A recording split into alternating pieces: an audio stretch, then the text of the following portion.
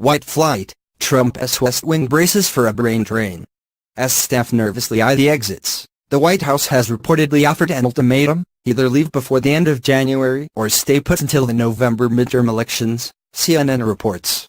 The deadline is intended to balance an ongoing reshuffle with the threat of a larger exodus, a chaotic combination made worse by the Trump administration's struggle to find qualified candidates. It is also a charge the White House vigorously denies. There has been no directive on staff departures, and any suggestion otherwise is ridiculous fake news, said Sarah Huckabee Sanders. Despite these protestations, there are inarguably some gaping holes in Donald Trump's team. The role of chief strategist, once occupied by Steve Bannon, is conspicuously vacant, as is the senior aide position held by Keith Schiller, the former security chief who moved to the White House as an aide-de-camp and left in September.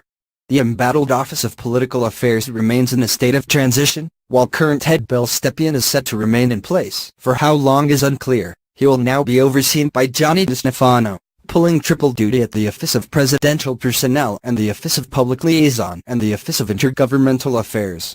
Although the promotion speaks to his competence, it also suggests that Chief of Staff John Kelly, who has vowed to fill the ranks by the end of January, is struggling to find anyone else to take on the roles. There are multiple reasons for the lack of enthusiastic and suitably qualified candidates. The first is ideological. The extremity of Trump's stances have alienated many Republicans, who fear working in the White House might tarnish the trajectory of their careers.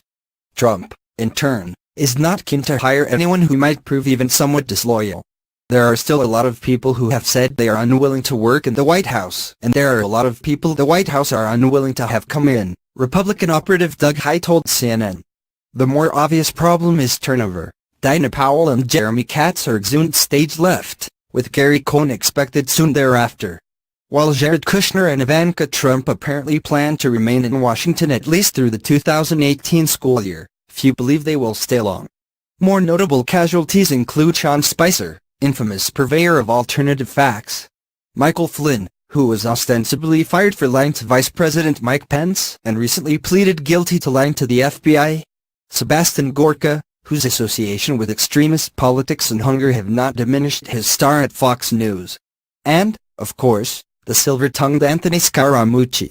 The Brookings Institution concludes that the Trump administration has seen more exits than any first-year president in the last 4 decades, with 34% of Trump's senior staff departing in the past year alone.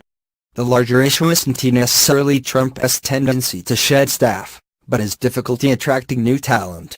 It is no secret that nearly everyone who has worked for Trump in a public-facing role has, at some point, been subject to humiliation, either in their interactions with the press law Spicer or at the hands of their boss, as Attorney General Jeff Sessions can affirm.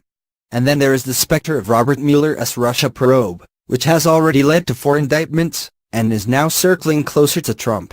As one person familiar with the White House's staffing challenges told CNN, candidates that might otherwise fill some West Wing vacancies don't